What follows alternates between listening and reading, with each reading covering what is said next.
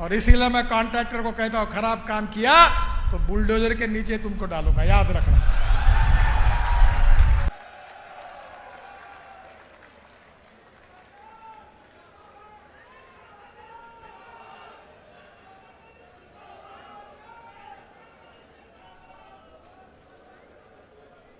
भारत सरकार में मेरे सहयोगी जनरल वीके सिंह जी, भारत सरकार में माननीय राज्य मंत्री डॉक्टर संजीव बालियान जी, उत्तर प्रदेश सरकार के पीडब्ल्यूडी मिनिस्टर जतिन प्रसाद जी, माननीय मंत्री धर्मपाल सिंह जी, माननीय श्री कपिल देव अग्रवाल जी, सतीश गौतम जी, मंच पर उपस्थित सभी महानुभाव, अतिथिगण और उपस्थित सभी भाई और बहनों, मैं तीसरी बार आज मुजफ्फरनगर में आया हूं। मैं जब 2 बार आया था तब मैं अपनी बात को याद कर रहा था और मुझे बताते हुए इस बात की खुशी है कि 2 बार मैंने आपको जो जो बातें कही थी वो पूरी तरह हिंदुस्तान से उसकी शुरुआत हुई है, उसको सफलता मिली है। इस बात को मुझे बहुत खुशी है। बालियान जी जब भी मुझे मिलते हैं तो मैं उनसे किसानों की बात करता हूं और मजाक में उनको कहता हूं कि असली जाट तो मैं हूं, आप कहां हो। मेरे क्षेत्र में मैं 3 चीनी मिलें चलाता हूं। 9 लाख टन गन्ना होता है। मैं बिजली से लेकर इथेनॉल से लेकर सब तैयार करता हूं। मैं उस क्षेत्र से आया हूं जहां 10,000 किसानों ने आत्महत्या की है। हमारे क्षेत्र में कपास होता था पर कपास के किसानों को आत्महत्या करनी पड़ी। हमारे देश में आज परिस्थिति ऐसी है कि जिसके कारण आज किसानों को अनेक समस्याओं का सामना करना पड़ता है। मैं राजनीतिक बात नहीं कर रहा हूं पर हमारे देश के किसानों की हालत ऐसी है कि जब महात्मा गांधी कहते थे कि हमारा देश गांव में बसता है तब 80% आबादी गांव में बसती थी, पर आज देश में हमारी 60% आबादी गांव में बसती है और 35 से 40% लोग शहरों में बसते हैं। गांव छोड़कर शहर के तरफ जो गए हैं कोई खुशी से नहीं गया है, मजबूरी से गया है। और गांव में किसान को अगर फसल का सही दाम नहीं मिल रहा था, गरीबी, भूखमरी और बेरोजगारी के कारण त्रस्त होकर वो गांव में चला गया, शहर में चला गया। बहनों और भाइयों, हमारे यहां ये व्यथा थी कि कपास सस्ता था, कपड़ा महंगा था, गेहूं सस्ता था, ब्रेड बिस्किट महंगे थे। हमारे देश में टमाटर या संतरा सस्ता था, जूस महंगा था और इसी के कारण किसानों को उसके फसल के सही दाम नहीं मिले। इस समस्या का सबसे बड़ा कारण अगर कोई है तो आज हम ग्लोबल इकोनॉमी में हैं। कुछ बातें राजनीतिक चश्मों को निकालकर किसानों को समझने की आवश्यकता है। यह ग्रास रूट रियलिटी है और इसमें सबसे बड़ा कारण है कि आज गन्ना उत्पादक किसान इसलिए हंस रहे हैं। गन्ने के जो मिलें हैं वो बहुत से आपको पैसे इसलिए दे पा रहे हैं क्योंकि ब्राजील में सूखा पड़ा है, इसलिए आप खुश हैं। ब्राजील में शुगर का भाव, चीनी का भाव 22 रुपए किलो है और हिंदुस्तान में चीनी का भाव 32 रुपए किलो है। हमारे देश में 280 लाख टन चीनी लगती है और हमारे देश में हम 360 लाख टन चीनी पैदा करते हैं। जब 360 लाख टन का उत्पादन हम करते हैं तो पिछले साल का 60 लाख टन चीनी बैलेंस में आकर उसमें ऐड हो जाती है। इस बार भारत सरकार में चीनी निर्यात करने के लिए प्रोत्साहन दिया। 34 रुपए 35 रुपए के भाव से चीनी निर्यात हुई, जिसके कारण चीनी का स्टॉक कम पड़ा और जिसके कारण आपको गन्ने उत्पादक किसानों को पैसे मिल पाए। पर मैं आपको बताता हूं, उसी समय मैं आया था तब आपको मैं कह रहा था। अब आपने मेरी बात 50% सुनी है और मैं जो कह रहा हूं वो हर बात सिद्ध हुई है। अब दुनिया भी रिकॉग्नाइज करती है, लोग भी रिकॉग्नाइज करते हैं, पर जब मैं कहता था तो लोग उस बात पर विश्वास नहीं रखते थे। मैंने चीनी मिलों के सम्मेलनों में उनको कहा कि चीनी मत तैयार करो, इथेनॉल बनाओ। हमारे देश में 16 लाख करोड़ रुपए हम पेट्रोल डीजल, जिसको हम फॉसिल फ्यूल कहते हैं, उसके इंपोर्ट पर, आयात पर खर्चा करते हैं। और मैं 2004 से चिल्ला कर कह रहा हूं कि हमारे देश का किसान अन्नदाता है। हमारा देश का किसान अब ऊर्जादाता बनेगा।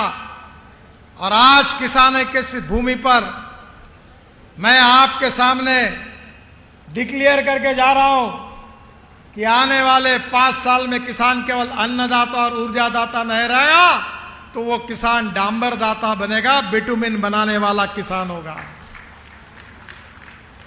आज आपको मेरी बात एकदम नहीं पटेगी, पर मैं कोई बात ऐसा नेता नहीं हूं कि हवा में बातें करके मैं चला जाऊंगा। मुझे कोई पत्रकार सवाल नहीं पूछ सकता। मेरे में हिम्मत है, अगर हां कहता हूं तो हां, ना कहता हूं तो ना। मेरी बात याद रखना कि गेहूं, चावल और मक्का और गन्ना लगाकर किसानों की जिंदगी बदल नहीं सकती। ये किसान करके मैंने उस बात का अनुभव किया है। और इसलिए जब मैं खुद मेरे यहां 2 लाख लीटर इथेनॉल पर डे तैयार करता हूं, अब 10 लाख लीटर करने वाला हूं। और मेरे क्षेत्र में 10 लोकसभा है और वहां मैंने किसानों को कहा कि अब आप गन्ना लगाइए। भारत सरकार में जो मोलाइसेस होता है, जिसको आप शीरा कहते हैं, तो 4% सी मोलाइसेस निकलता है और उसमें से हमने सी मोलाइसेस से इथेनॉल बनाया। फिर हमारे यहां नई सिस्टम आई, वो बी मोलाइसेस से आई। हमने ज़्यादा की शुगर इथेनॉल में मोलाइसेस में डाल दी, तो 7% मोलाइसेस बी मोलाइसेस करके आया, उससे इथेनॉल बनाया। अब हमने ये अनुमति दी है कि शुगर केन जूस से डायरेक्ट इथेनॉल बन सकता है।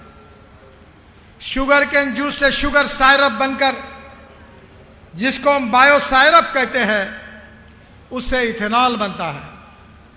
बहनों और भाइयों, इस साल अभी मार्च एंड तक हमारी शुगर फैक्ट्री चली, हमने एक शुगर बनाया नहीं, पूरे शुगर केन जूस से इथेनॉल बनाया।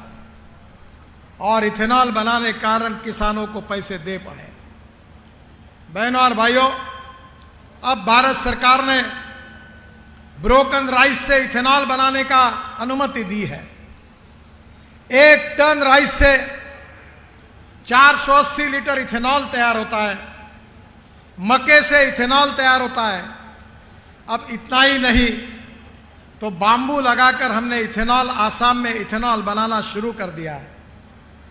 जो आपकी परली है, जिसको अंग्रेजी में राइस स्ट्रॉ कहते हैं, इंडियन ऑयल के पीछे लगकर हमने प्लांट लगाया है और परली से 1 लाख टन बायो इथेनॉल और 150 ton bio bitumen per day तैयार होता है। बहनों और भाइयों, इथेनॉल की इकोनॉमी बड़े मुश्किल से 70-80 हजार करोड़ की बनी है। पर अब इथेनॉल की इकोनॉमी 5 लाख करोड़ की बनानी है, और ये 5 लाख करोड़ की इकोनॉमी जब बनेगी जब आप इथेनॉल बनाओगे और सरकार इथेनॉल खरीदी करेगा। आज जनरल वीके सिंह साहब बैठे यहां, हमारे आदरणीय मंत्री जी जतिन प्रसाद जी बैठे। हम घर से निकले और मैंने तीनों को मेरे गाड़ी में बिठाया। वो गाड़ी पेट्रोल पर चलने वाली नहीं थी, वो डीजल पर चलने वाली नहीं थी, वो हाइड्रोजन पर चलने वाली गाड़ी थी, जिसको लेकर मैं ये देहरादून के हाईवे की शुरुआत होती है वहां तक इनको लेकर आया। और मैंने इनको पूछा कि मर्सिडीज गाड़ी में भी बैठकर जैसा कंफर्ट लगता है वैसा पूरा कंफर्ट गाड़ी में था। गाड़ी 300 किलोमीटर प्रति घंटा स्पीड से दौड़ सकती है, ना पानी आता था, ना धुआं आता था, ना आवाज आता था, वो हाइड्रोजन पर चल रही थी।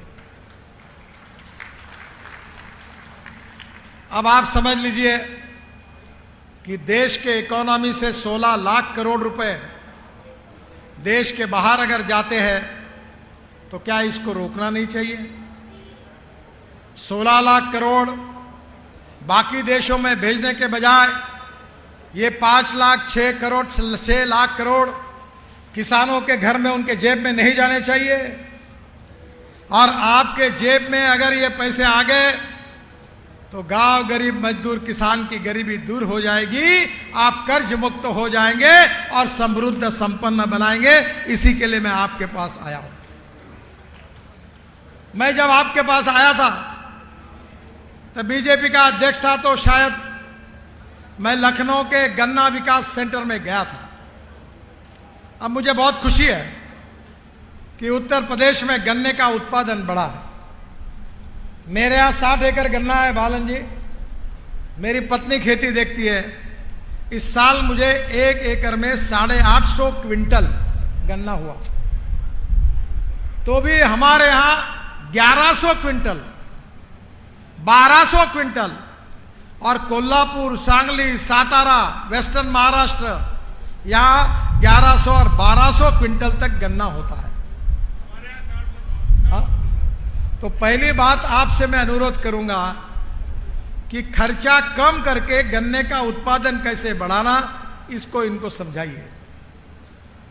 हमारा जो गन्ना है 6 फीट पर लगता है, और मैंने इस समय और अच्छा प्रयोग किया। जो प्रयोग आपने करना चाहिए, मैं रोड पर कुछ बोलूंगा नहीं, थोड़ा बहुत बोलूंगा क्योंकि मैं इसी पर बोलना चाहता हूं। मैंने हमारे यहां हर जगह पर ड्रोन लाए, और जो नैनो यूरिया था वो ड्रोन में डालकर मैंने यूरिया का स्प्रेइंग किया। 1 एकड़ में 4 बोरे यूरिया हम डालते थे। 1 यूरिया का बोरा बराबर 1 बॉटल नैनो यूरिया की कीमत वही है। जब आप बोरे में यूरिया फेंकते हैं, ये लाया इन्होंने नैनो यूरिया, इनके हाथ में है, आरसीएफ बनाती है, और ये 4 बोरे यूरिया जब आप 1 एकड़ में डालते हैं तो 75% वेस्ट होता है और 25% प्लांट को जाता है।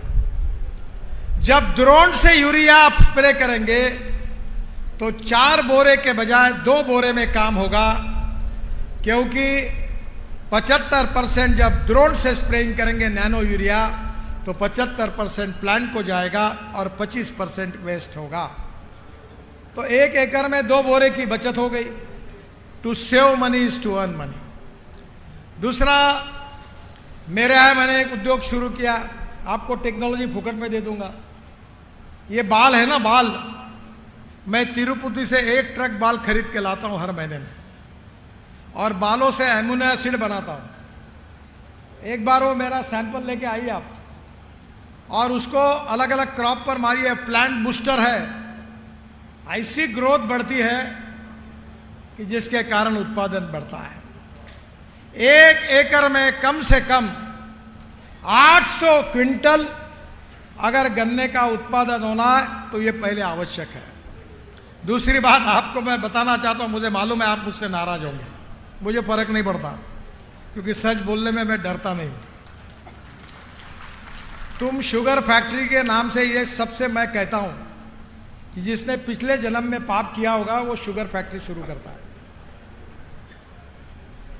ये कौन सी शुगर फैक्ट्री कौन है इससे मुझे लेना देना नहीं, मैं इकोनॉमिक्स समझता हूं, मैं एमबीए फाइनेंस हूं और बिजनेस और इंडस्ट्री वाले लोग मुझे अच्छा कंसल्टेंट समझते हैं। कोई ऐसा धंधा हो सकता है कि 100 रुपए का रॉ मटेरियल खरीदी करो, 95 रुपए का फिनिश प्रोडक्ट तैयार करो, 15 दिन में रॉ मटेरियल के पैसे दो और साल भर 10-10% माल बेच के बैंक का ब्याज भर के 95 रुपए के भाव से फिनिश प्रोडक्ट बेचो। कोई बच सकता है? हमें तो मजा आती है। ये सरकार आती 50 रुपए टन बढ़ा दो, दूसरी सरकार आती 50 टन रुपए बढ़ा दो, तीसरी सरकार आती 50 टन बढ़ा दो। हमको तो चुनाव लड़ना है और तुम हमको जब तक भाव नहीं बढ़ाएंगे तो हम आपको कैसे जिताएंगे? है क्या हिम्मत बालियान जी बोलने की? नहीं बोलेंगे। अरे पर फल्ली में तेल उतना ही निकालो जितना है। इसीलिए इथेनॉल आया। शुगर बनाना घाटे में। ग्लोबल इकोनॉमी में एग्रीकल्चर प्रोड्यूस के भाव डिमांड एंड सप्लाई के साथ रिलेटेड है। हमारे देश में 1.5 लाख करोड़ रुपए का खाद्य तेल आयात होता है क्योंकि हमारे देश में खाद्य तेल की कमी है। हमारे देश में गेहूं सरप्लस, चावल सरप्लस, मक्का सरप्लस, शुगर सरप्लस, फर्टिलाइजर के भाव बढ़ रहे, इंसेक्टिसाइड के भाव बढ़ रहे। कोई भी सरकार आए डिमांड एंड सप्लाई के रेशियो पर भाव मिलता है। यह ग्लोबल इकोनॉमी है और इसलिए बहनों और भाइयों, शुगर जब तक होती रहेगी तब मुश्किलें बढ़ती रहेगी। शुगर से इथेनॉल बनेगा तो वहां गैप है, वहां इंपोर्ट कम होगा, वहां पैसा मिलेगा और किसानों को भी भाव अच्छा मिलेगा, किसानों का भी कल्याण होगा, देश का इंपोर्ट बचेगा और प्रदूषण समाप्त होगा। अब मैं आपको बता रहा हूं, मैं बहुत बार आता हूं, बाल्यान जी को बोलता हूं, अगले बार आऊंगा तो मेहरबानी करके इतना काम करिए। मैं ट्रांसपोर्ट मंत्री हूं, मैंने बजाज की स्कूटर और मोटरसाइकिल तैयार करवाई, टीवीएस की मोटरसाइकिल और स्कूटर तैयार की, मैंने हीरो की मोटरसाइकिल और स्कूटर तैयार की, खुद लॉन्च की। मैं मंत्री हूं इस डिपार्टमेंट का। और 1 लीटर पेट्रोल है 120 रुपए का, इथेनॉल है 60 रुपए लीटर का। और मैंने रशिया से एक टेक्नोलॉजी लाई कि 1 litre petrol equal to 1 litre 300 ml ethanol. तो एक नई मशीन लाई, प्रयोग किए इंडियन ऑयल के फरीदाबाद के लेबोरेटरी में। वो टेक्नोलॉजी भारत सरकार ने एक्सेप्ट की। अब इथेनॉल का एवरेज और पेट्रोल का एवरेज सेम है। मैंने बाइक तैयार की, स्कूटर दी, अब इथेनॉल के पंप डालो और किसानों के बेटों को बताओ कि ये हीरो वाली, बजाज वाली, टीवीएस वाली 100% इथेनॉल वाली स्कूटर चलाओ, ऑटो रिक्शा चलाओ। अब वो परमिशन दे रहे हैं हम लोग, आप वो पंप डालो, एजेंसी मैं दिलाता हूं आपको चाहिए तो। और सब किसानों के बेटों को कहे कि पेट्रोल की नहीं चलाऊंगा। टोयोटो कंपनी का नाम सुना है आपने? मैंने टोयोटो कंपनी की फ्लेक्स इंजन की गाड़ी मेरे घर पर है। अभी मर्सिडीज से लेकर सुजुकी, मारुति सब गाड़ियां ला रहे। मैं सबके छाती पे बैठा हूं क्योंकि मैं किसान का प्रतिनिधि हूं। और मैंने कहा इथेनॉल की गाड़ी लाओ। फ्लेक्स इंजन का मतलब ऐसा है कि 100% पेट्रोल और 100% बायो इथेनॉल। इथेनॉल 120 रुपए का, पेट्रोल 60 रुपए का, कंज्यूमर भी खुश, एवरेज सेम और प्रदूषण नहीं के बराबर। अब ये फ्लेक्स इंजन में जो गाड़ी है, आपने मानो टोयोटो की एक कैमरी नाम की गाड़ी थी, उसमें 100% पेट्रोल डालने के बाद वो 60% पेट्रोल पर और 40% बिजली तैयार करती थी। अब टोयोटो के मॉडल आए इसके, अब 6 महीने में मॉडल आ रहे वो क्या आ रहे कि टोयोटो की सब गाड़ियों में 100% इथेनॉल डालो 60 रुपए का, 40% बिजली तैयार करेगा, तो इथेनॉल पेट्रोल का रेट 25 रुपए लीटर आएगा, 17 किलोमीटर पर लीटर इथेनॉल पर एवरेज मिलेगा। तो पेट्रोल क्यों खरीद रहे हो, क्यों इंपोर्ट कर रहे हो? क्या हमारे देश का किसान समृद्ध संपन्न नहीं होना चाहिए? क्या हमारे देश का 16 लाख करोड़ का इंपोर्ट कम नहीं होना चाहिए? मैं यही काम कर रहा हूं, 2004 से कर रहा हूं। पर लोगों को पठाना आउट ऑफ बॉक्स, ये जो होता है ना, हमारे जानवर का सम्मेलन है आज। ये बैलों को भैंसों को मालूम है, एक बार लाइन लगा दो सीधी नीचे मुंडी डाल के चलती है, वैसे ही चलते हैं लोग। आउट ऑफ बॉक्स कोई बात करते हैं तो विश्वास नहीं रखते। मेरी पत्नी ने एक दिन, मैं खाने पे बैठा था तो मुझे कहा, आप बोल रहे हैं कि पानी से हाइड्रोजन निकलेगा, ऑक्सीजन अलग होगा, और फिर हाइड्रोजन पे गाड़ी चलेगी, ट्रक चलेगी, बसेस चलेगी, रेलवे चलेगी, हवाई जहाज चलेगी, steel industry, pharmaceutical, chemical industry चलेगी, और हाइड्रोजन इंपोर्ट एक्सपोर्ट करने वाला देश बनेगा। हम एनर्जी को आयात करने वाले नहीं, इंपोर्ट करने वाले बनेंगे। ये कैसे होगा? मेरा ही विश्वास आपके ऊपर नहीं बैठता तो लोगों का कैसा बैठेगा? तब मैंने तुरंत बोला कि मेरे में और लोगों के बीच में बहुत अंतर है।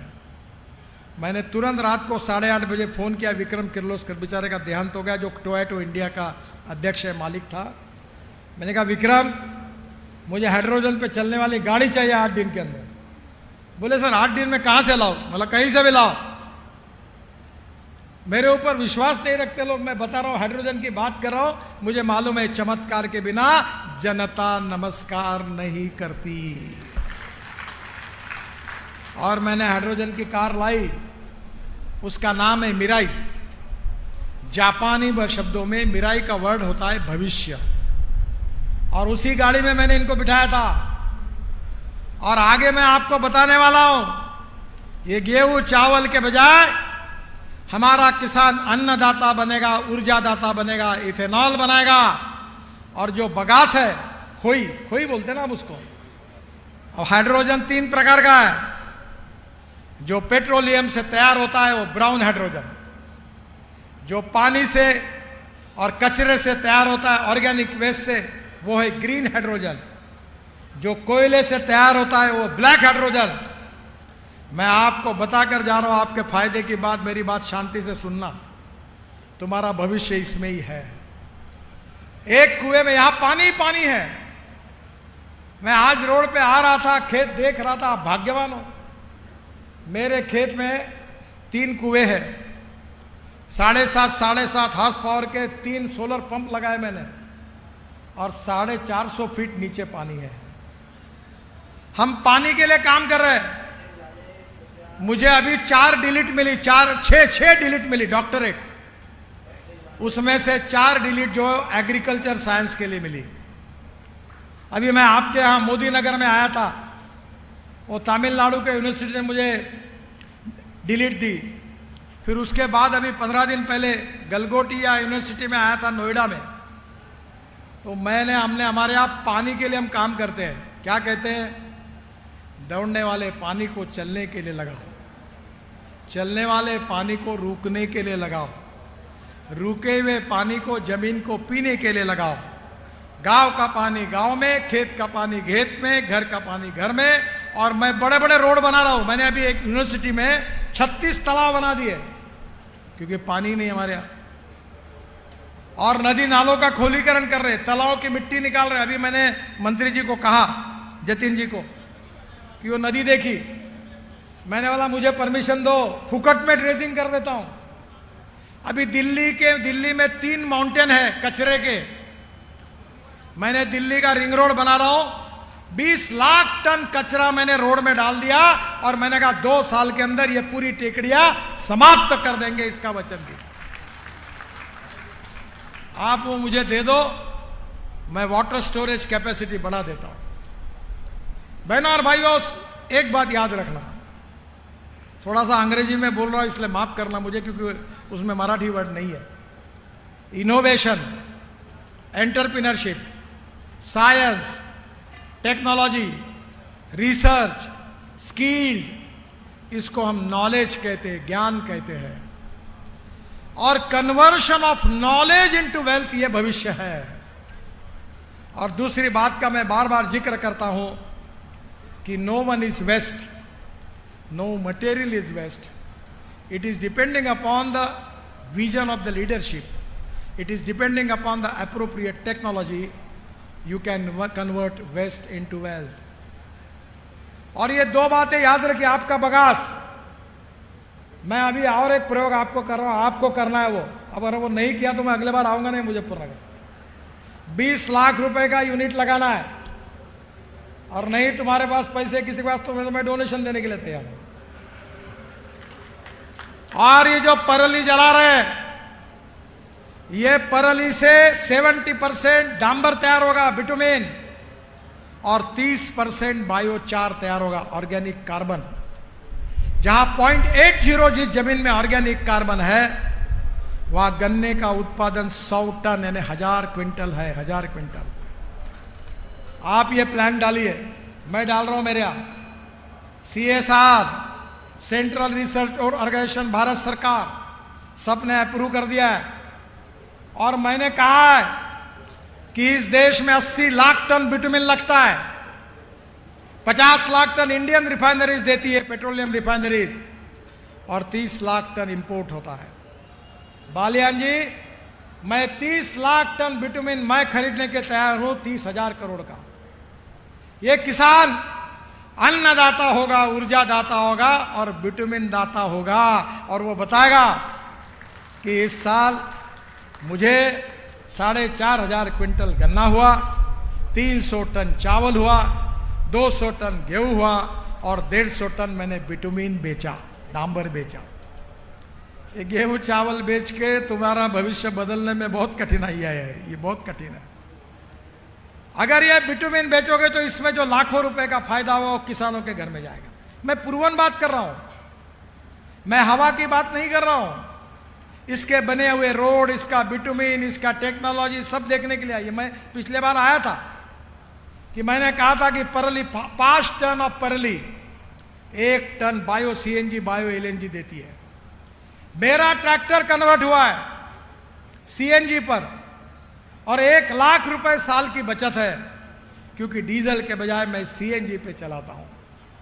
आपका प्रेसमड, बगास और परली, इससे बिटुमिन बना सकते हैं, इससे बिटुमिन के साथ बायो CNG और बायो LNG बना सकते हैं। और इसलिए मैं आने वाले समय में आपको कहना चाहूंगा कि टेक्नोलॉजी का उपयोग करो और किसानों को समृद्ध संपन्न बनाओ। गांव में नए रोजगार निर्माण करो, किसानों को उनके उपज के सही भाव मिलने चाहिए। गांव गरीब मजदूर किसान का कल्याण होना चाहिए। जब तक टेक्नोलॉजी को नहीं अपनाओगे तब तक भविष्य नहीं बदल सकता। बहनों और भाइयों, मुझे बहुत खुशी है। और दूसरी एक छोटी बात है, मुझे जल्दी जाना है। अभी मैंने महाराष्ट्र के सांगली में एक चितड़े डेयरी है, बहुत प्रसिद्ध है, 5,000 करोड़ उनका टर्नओवर है। उनकी मिठाई पुणे में लाइन लगा के खरीदते हैं लोग। तो उनके एक प्लांट का उद्घाटन किया था, और बाल्यान जी, पुरुषोत्तम रूपाला जी को मैंने पूरा समझाया। अब आपका काम है ये सेंटर यहां शुरू करो। 1952 में गुजरात के गिर जात की गाय ब्राजील में गई थी।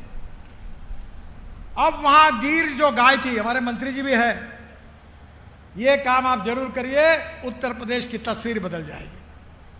वो गिर गाय 1952 में जो गई थी, उस गाय का, अभी वहां जो गिर गाय है वो 60 लीटर दूध देती है। और उसका जो बुल था, सांड, उसका नाम था टोरंडो। उसका सीमेंस आकर इंडिया में 2 लीटर के गाय को दिया तो गोरी हुई 22 लीटर की। मेरे यहां हुई है, मेरा प्राइवेट सेक्रेटरी दिवे करके, उसके यहां 12 गोरी और 4 गोरे हुए। सिंपल भाषा में बता दो, टेस्ट ट्यूब बेबी। आजकल नहीं क्या, बेटा नहीं होता तो टेस्ट ट्यूब बेबी होती, वही है। और 100% गारंटी, बेटी बचाओ अभियान की जरूरत नहीं, 99% गोरी ही होगी, गोरा नहीं होगा। और आपके सब 4 लीटर 5 लीटर वाले जर्सी और हुस्टन सबको आप ये गिर साहिवाल का ये प्रयोग करिए, टेस्ट ट्यूब बेबी का, टेस्ट ट्यूब गोरी का, उसका जो एम्ब्रियो है गर्भ वो ट्रांसफर किया जाता है।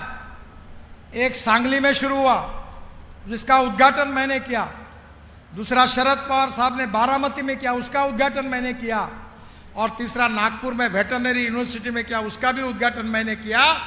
अब इस देश के हर जिले में गाय के लिए super speciality hospital for cows, for animals होना चाहिए।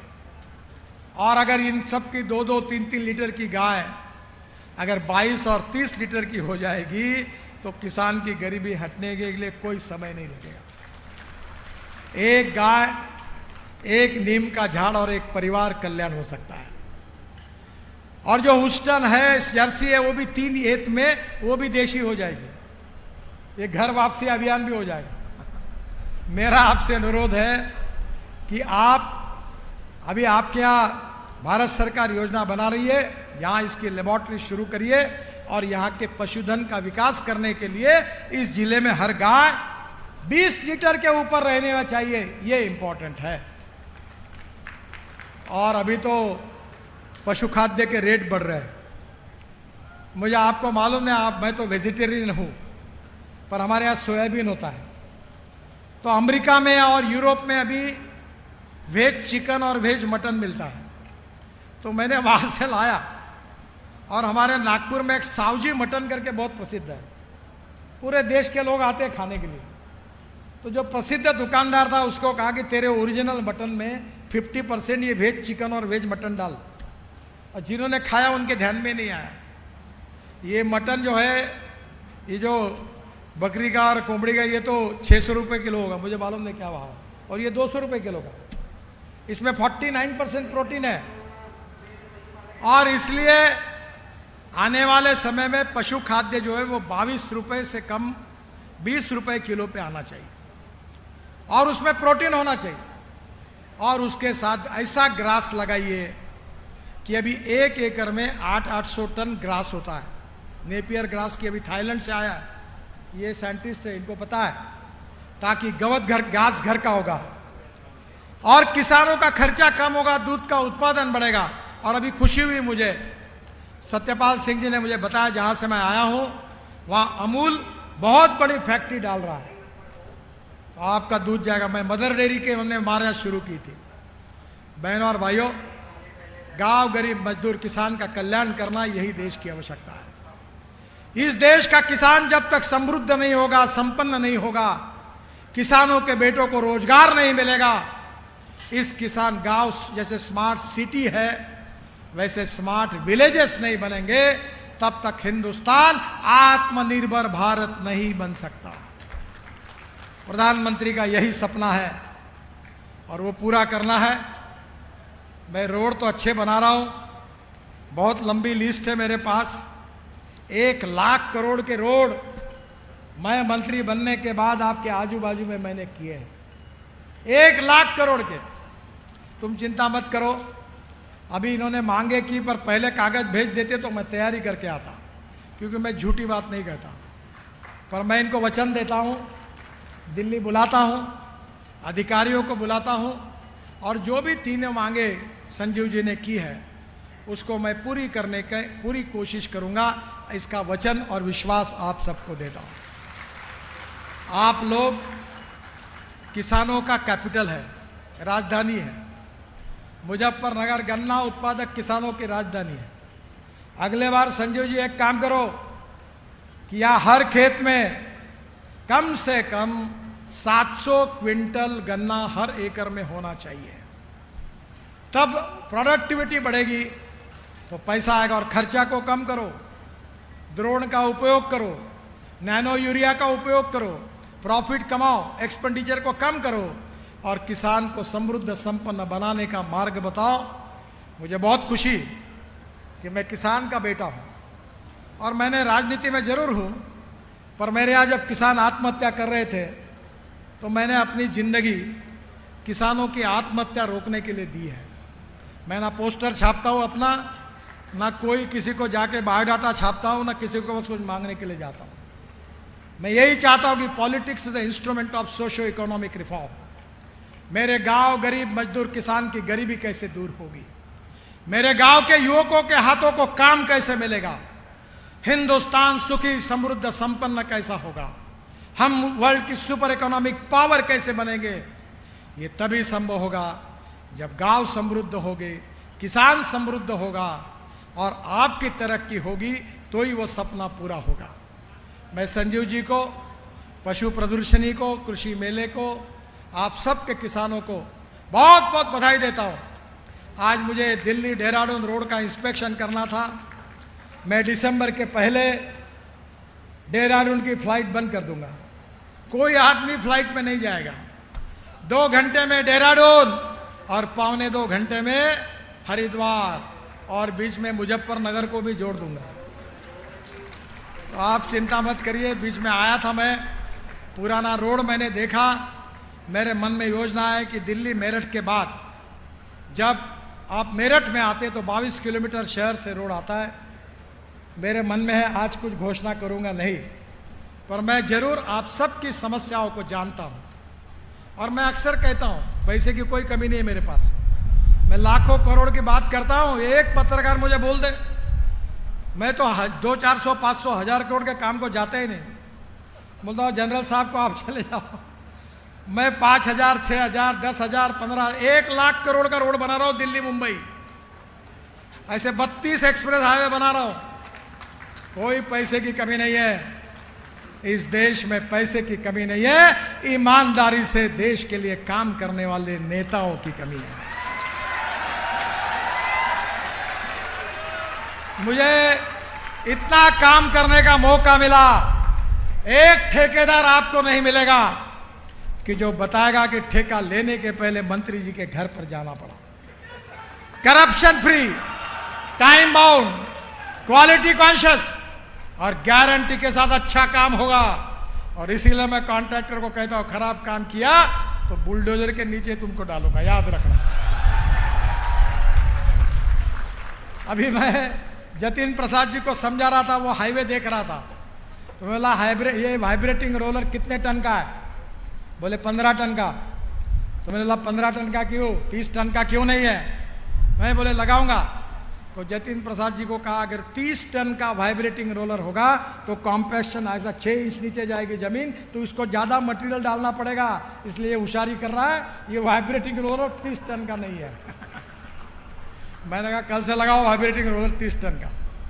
आपकी संपत्ति है, इस रोड के मालिक आप है, आपको अच्छे रोड बनेंगे, चिंता मत करना। पर किसानों को समृद्ध संपन्न बनाना, गांव को स्मार्ट विलेज में रूपांतरित करना, युवाओं के हाथों को काम देना, टेक्नोलॉजी का उपयोग करना, उत्पादन खर्चा खेती का कम करना और प्रोसेसिंग यूनिट, जितने एग्रो प्रोसेसिंग यूनिट डाल सकते उतने डालकर फिनिश प्रोडक्ट को बेचना, निश्चित रूप से आत्मनिर्भर भारत बनेगा। मैं हृदय से आपको बहुत बहुत शुभकामनाएं देता हूं। इस मेले के निमित्त संजीव जी ने मुझे बुलाया, उनके बहुत बहुत आभार, धन्यवाद, नमस्कार। भारत माता की, भारत माता की।